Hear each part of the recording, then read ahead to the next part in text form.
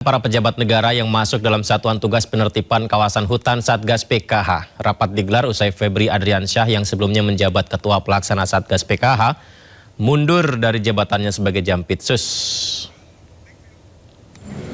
Ya, rapat digelar tertutup di Kementerian Pertahanan Jakarta Pusat, dihadiri sejumlah pejabat antara lain Panglima TNI Jenderal Agus Subianto, Jaksa Agung ST Burhanuddin, serta Kepala BPKP Muhammad Yusuf Ateh.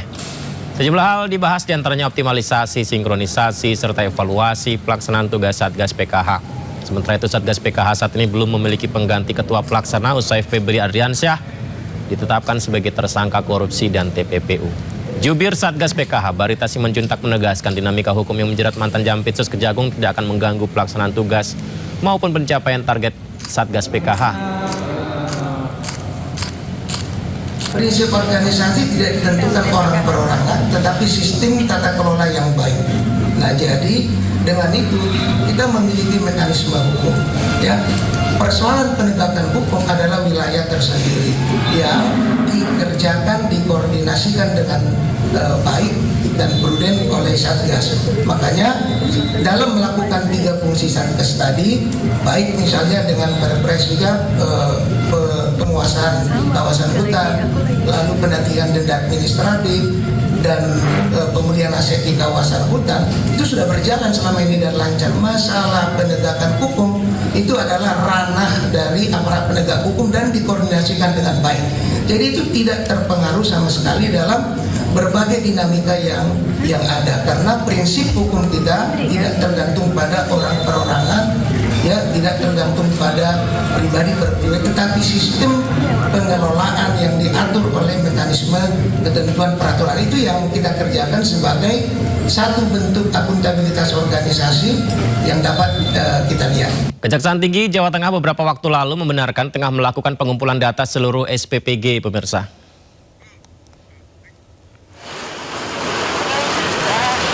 Kejati Jawa Tengah diperintahkan memeriksa seluruh satuan pelayanan pemenuhan gizi Jawa Tengah sesuai dengan arahan dan tugas dari pusat, di mana seluruh SPPG baik Polri, TNI, swasta, seluruh SPPG akan didata dan dihimpun informasi. Alhamdulillah sampai saat ini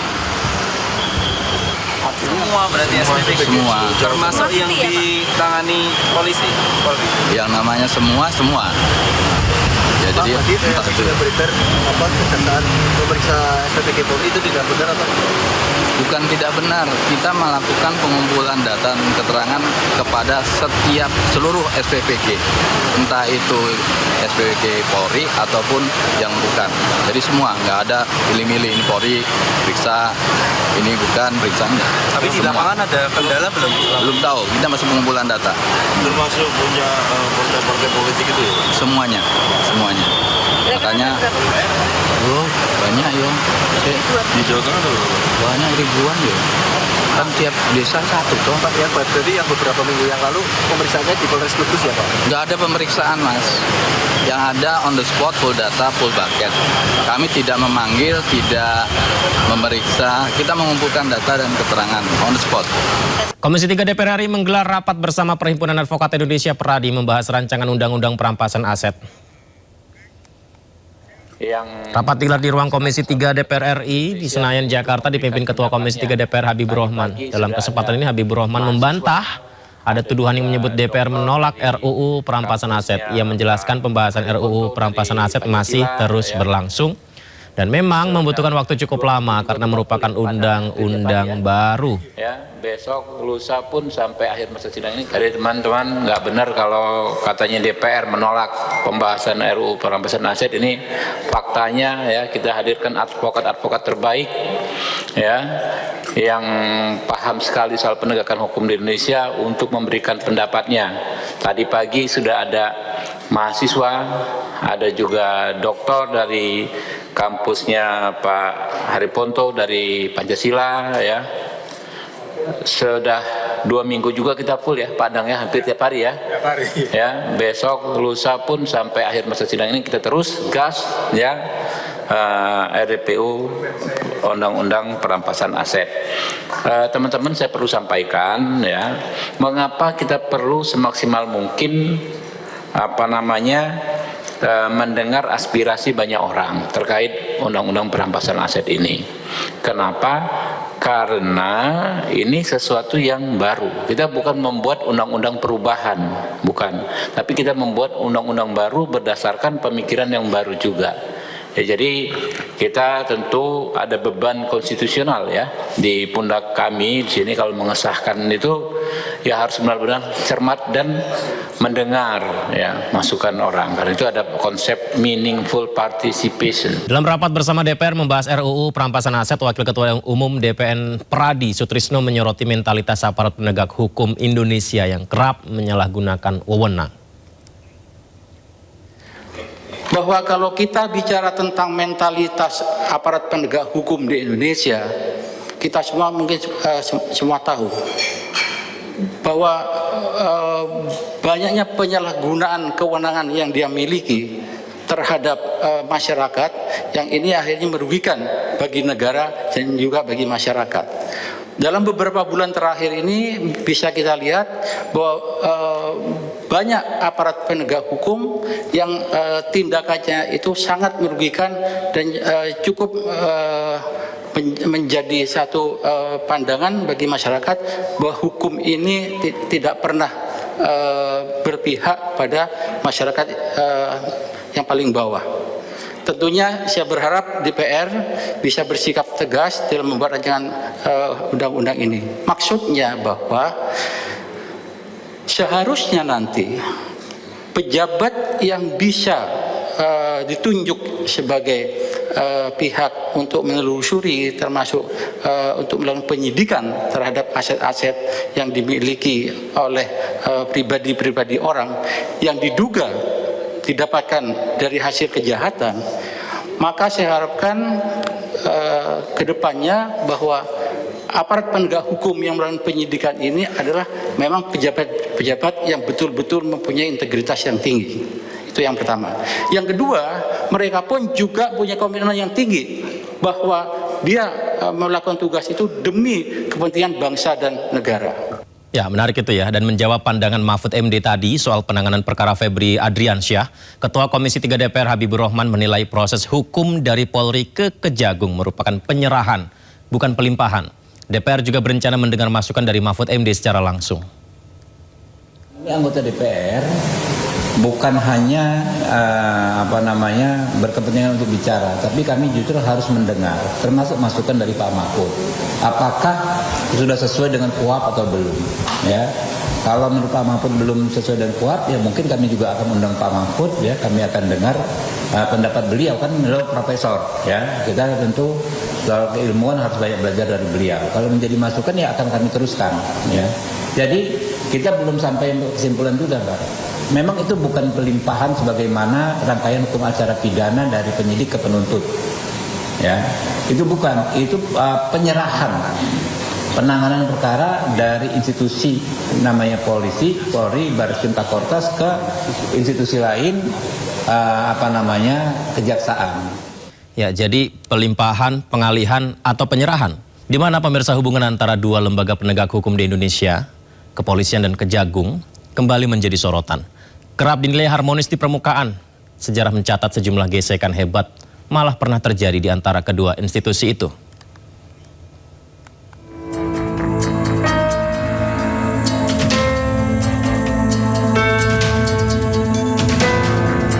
Perseteruan Polri dan Kejagung sempat menyita perhatian publik pada April 2013.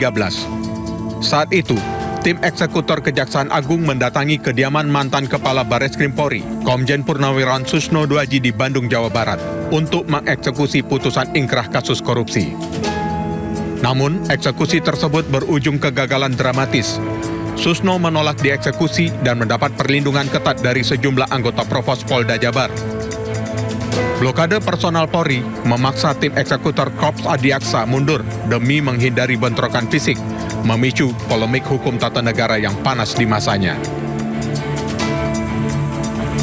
11 tahun berselang, bara dalam sekam kembali menyala pada Mei 2024. Sebuah insiden mengejutkan terjadi di sebuah restoran di kawasan Cipete, Jakarta Selatan.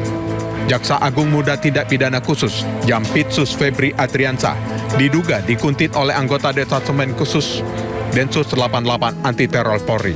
Seorang anggota Densus sempat tertangkap basah saat memata-matai Febri. Insiden ini terjadi di tengah langkah agresif Kejagung yang sedang mengusut mega korupsi tata niaga komoditas timah yang merugikan negara hingga 271 triliun rupiah. Tensi kedua lembaga kembali meruncing ketika jajaran penyidik di Ditreskrimsus Polda Metro Jaya bergerak melakukan penggeledahan masif di belasan tempat. Dalam penggeledahan, polisi menyita lebih dari 0,5 triliun rupiah uang tunai dan 74 kg emas batangan. Tempat-tempat yang digeledah disinyalir memiliki keterkaitan dengan Jampitsus.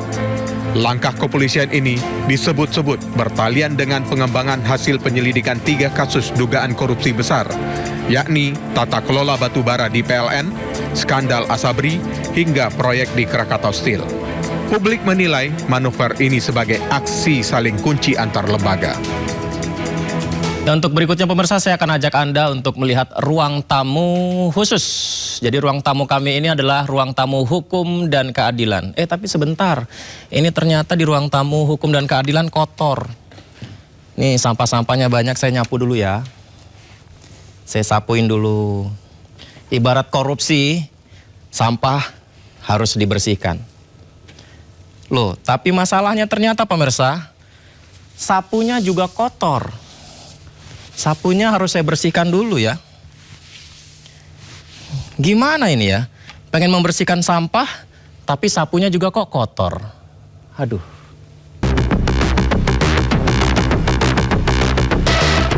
Kasus kejahatan yang merugikan masyarakat sudah seharusnya diatasi oleh penegak hukum. Sudah sewajarnya rakyat mengadu ke penegak hukum.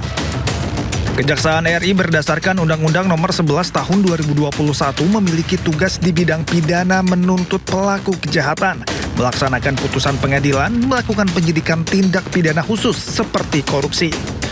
Dan di bidang ketertiban umum mengamankan kebijakan hukum, meningkatkan kesadaran hukum, serta fungsi tugas lainnya. Salut untuk jaksa yang masih bertugas maksimal.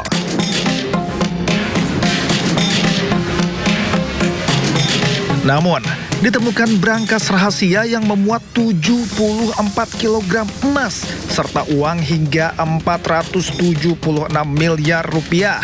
Lalu, mengerucut pada nama ex-Jampitsus Febri Adriansyah yang ditetapkan sebagai tersangka kasus korupsi. Diduga terlibat TPPU dalam kasus pasokan batu bara PLTU, PT Asabri, dan Krakatau Steel. Kemudian, institusi polisi berdasarkan Undang-Undang Nomor 2 Tahun 2002 tugas pokok Polri adalah memelihara keamanan dan ketertiban masyarakat, menegakkan hukum serta memberikan perlindungan, pengayoman dan pelayanan kepada masyarakat. Salut untuk sejumlah polisi yang masih bertugas dengan maksimal. Sayangnya, ada oknum yang mencederai nama institusi Polri. Terbaru, lalu Muhammad Iwan, anggota Polri aktif berpangkat Brigadir Jenderal Polisi, ditetapkan sebagai tersangka kasus dugaan korupsi tata kelola makan bergizi gratis. Kami menetapkan satu orang tersangka lagi, yaitu saudara LMI. Ini menjabat selaku Kepala Biro Hukum dan Humas BGN itu sampai Maret 2025, dan saat ini selaku Sekretaris Deputi Bidang Promosi dan Kerjasama pada BGN. Jadi perannya adalah pada tahun 2025 saudara LF ini meminta saksi YCS dan RD mendirikan suatu perusahaan ya, dengan tujuan sarana untuk melakukan penjualan alat berupa food tray kepada calon mitra SPBG dengan harga yang sudah ditentukan oleh tersangka LMI. Nah loh, kalau korupsi dianggap kotor dan harus dibersihkan, gimana cara membersihkannya jika sapunya ternyata juga diduga kotor? Lantas, rakyat harus mengadu kemana lagi ya? Ya, menarik itu ya. Dan menjawab pandangan Mahfud MD tadi soal penanganan perkara Febri Adriansyah, Ketua Komisi 3 DPR Habibur Rahman menilai proses hukum dari Polri ke Kejagung merupakan penyerahan, bukan pelimpahan. DPR juga berencana mendengar masukan dari Mahfud MD secara langsung. Anggota DPR bukan hanya berkepentingan untuk bicara, tapi kami justru harus mendengar, termasuk masukan dari Pak Mahfud. Apakah sudah sesuai dengan KUHP atau belum? Ya, kalau menurut Pak Mahfud belum sesuai dengan KUHP, ya mungkin kami juga akan undang Pak Mahfud. Ya, kami akan dengar pendapat beliau, kan beliau profesor. Ya, kita tentu soal keilmuan harus banyak belajar dari beliau. Kalau menjadi masukan ya akan kami teruskan.